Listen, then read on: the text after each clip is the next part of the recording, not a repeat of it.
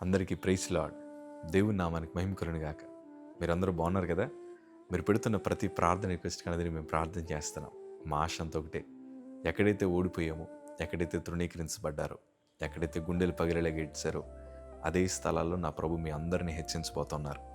విశ్వాసంతో ప్రార్థించేయండి. ఘనమైన విజయాలు ఖచ్చితంగా నా ప్రభు మీకు అనుగ్రహిస్తారు. God bless you all. ఈ జీవిత ప్రయాణంలో మనం ఎన్నో పాఠాలు నేర్చుకుంటూ ఉంటాం. ఓడిపోతున్నాం, నలిగిపోతున్నాం, అనారోగ్య పరిస్థితులు, ఆర్థిక ఇబ్బందులు, మానసిక ఒత్తిళ్ళు చాలా ఎక్కువైపోతూ ఉన్నాయి. ఈ పరిస్థితుల మధ్యన ప్రయాణం చేస్తున్నప్పుడు మన బలహీనమైన చేతులు దేవుని వైపు చాపి, ప్రభా నన్ను కరుణించని మనం ప్రార్థన చేస్తూ ఉంటాం. ఈరోజు మీ అందరికీ ఒక శుభవార్త చెప్పన.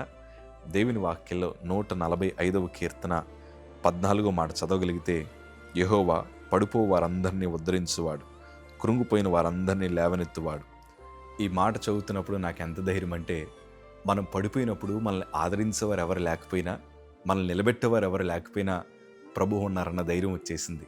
ఎందుకంటే మనుషులు మన దగ్గర అన్నీ ఉన్నప్పుడు మన చుట్టూనే తిరుగుతారు, కానీ మన దగ్గర అన్నీ ఖాళీ అయిపోయిన తర్వాత మన పేరెత్తడానికి కూడా అసహ్యపడతారు.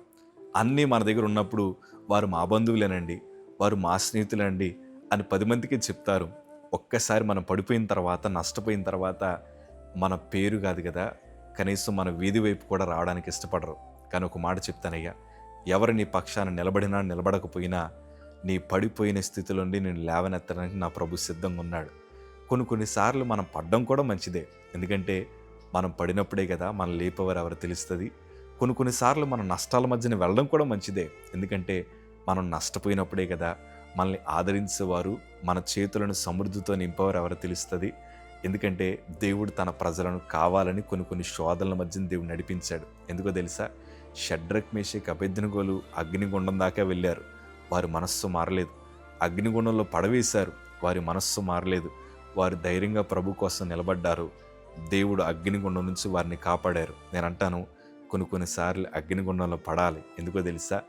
దేవుని గొప్పతనం ఏంటో అనేక మందికి ఖచ్చితంగా తెలిసేలాగా నా దేవుడు చేస్తాడు. నువ్వు ఆరాధిస్తున్న దేవుడు, నువ్వు నమ్ముకున్న దేవుడు ఎంత శక్తి కలిగిన వాడో నిన్ను హేళన చేసిన వారికి, నిన్ను దూషించిన వారికి కూడా నా ప్రభు తెలియజేస్తాడు. నేను అందుకే అనుభవంతో అంటాను, కొన్నిసార్లు పడ్డం కూడా మంచిదేనండి. కొన్నిసార్లు నష్టాల మధ్యన వెళ్ళడం కూడా మంచిదే. ఈరోజు నువ్వు సమస్యల మధ్యన ఉన్నావు, మా అన్నయ్య వదిలేశాడు, లేకపోతే మా బంధువులు వదిలేశారు, నా భర్త వదిలేశాడు, నా భార్య నన్ను వదిలేసిందని రకరకాల ఆలోచనలు కలిగి కృంగిపోవద్దు. నిన్ను లేవనెత్తడానికి నా ప్రభు సిద్ధంగా ఉన్నాడు. ఆర్థిక పరిస్థితులు, ఆర్థిక ఇబ్బందులు మన కుటుంబాన్ని పట్టిపీడిస్తున్నప్పుడు ఏ ఒక్కరు నీ గుమ్మము తొక్కరు. నువ్వెంత ధన్యుడివో తెలుసా? దేవుడు నీ గృహంలో ఉన్నాడు. నష్టాల మధ్యని వెళ్ళడం కూడా మంచిదే. ఎందుకో తెలుసా? ఇవాళ సేవకుడిగా మా అనుభవంతో చెప్తున్నాం. కొన్ని సంవత్సరాల క్రితం మేము శోధనలో పడిన తర్వాత అందరూ మమ్మల్ని విడిచిపెట్టారు. చాలామంది మమ్మల్ని వేలెత్తి చూపారు.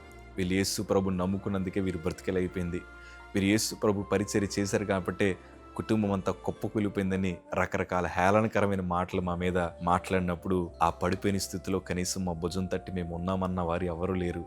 చాలా నలిగిపోయాం.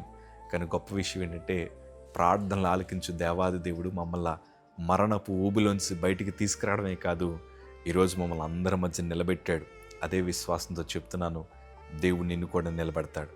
ఈరోజు నీకు ఆర్థిక పరిస్థితులు బాగాలేదని, నీవు కుటుంబ సమస్యల మధ్యన మిగిలిపోయేవని, కుటుంబం అంతా అల్లకల్లోలం అయిపోయిందని అందరినీ నువ్వు ఒక్కసారిగా విడిచిపెట్టి నీ స్నేహితులందరూ నేను అవమానించి వెళ్ళిపోయి ఉంటారేమో. నువ్వు కృంగిపోవద్దు, ఒక మూలను కూర్చొని ఏడవద్దయ్యా. ఎందుకంటే నిన్ను లేవనెత్తగలిగిన దేవుడు నీ పక్షాన ఉన్నాడు. ప్రార్థన మానద్దు, విశ్వాసంతో అడుగులు ముందుకేయండి. God bless you.